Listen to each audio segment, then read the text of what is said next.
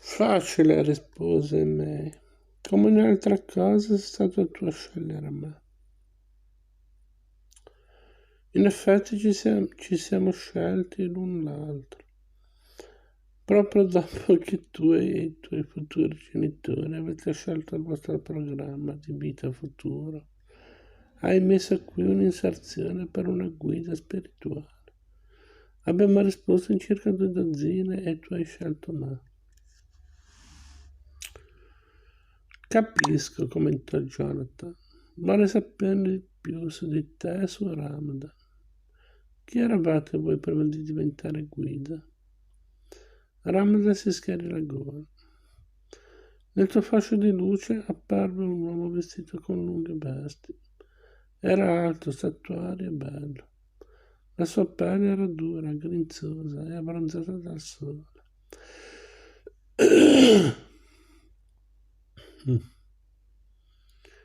Questo era il mio ultimo abbigliamento quando stavo sulla terra. Ho passato la maggior parte del mio tempo in Medio Oriente, in Egitto, in effetti.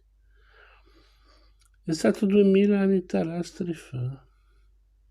E a quel tempo ero ritenuto un profeta. L'immagine scomparve, ma quella era solo una delle tante vite sulla terra di cui ho goduto. Ora sono un insegnante capo, il mio compito è quello di alzare le frequenze vibrazionali della coscienza di massa. Il mio ruolo è quello di farti da guida personale. Sono qui per aiutarti a modificare la tua coscienza. Intervenne a me. Come sai, era un capo scioscione che scorazzava nelle pianure del nord-ovest, in tempi molto recenti. E come Ramda ho avuto molte vite laggiù prima di quella.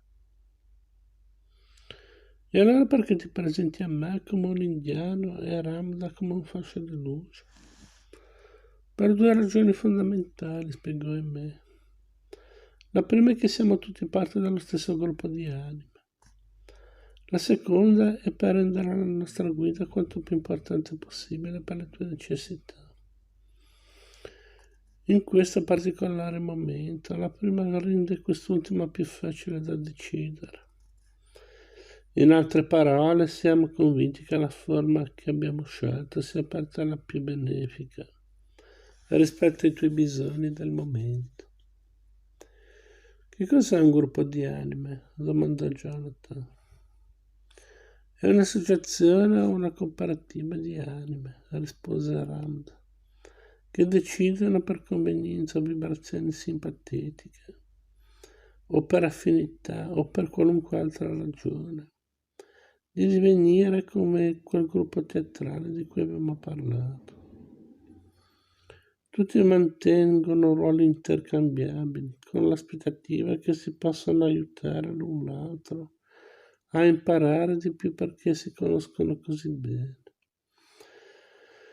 Tutti si portano le loro cose con sé nel mondo fisico e in quello spirituale, indipendentemente da quante vite hanno e dove andranno a vivere le loro vite future.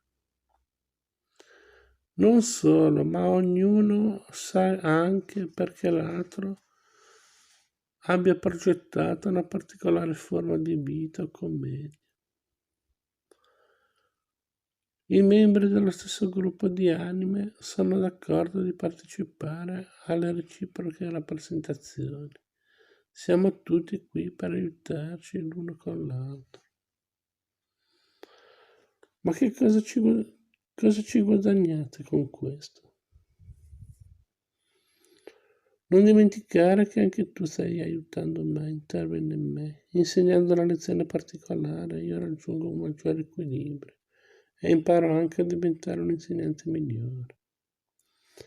E me finì la sua bibita e gettò la lattina nel bidone della spazzatura.